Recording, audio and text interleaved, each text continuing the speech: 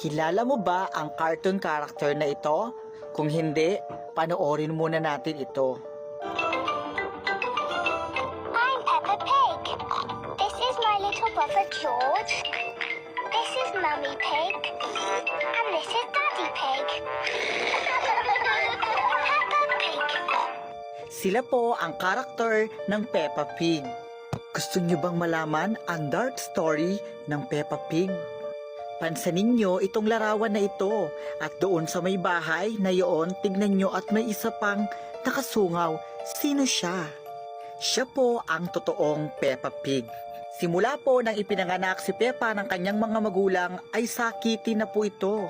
Nagkaroon po siya ng sakit na hindi na pumapagaling-galing. Kaya itong si Peppa, nag-iisip na lamang na napakapabigat na daw niya sa kanyang pamilya.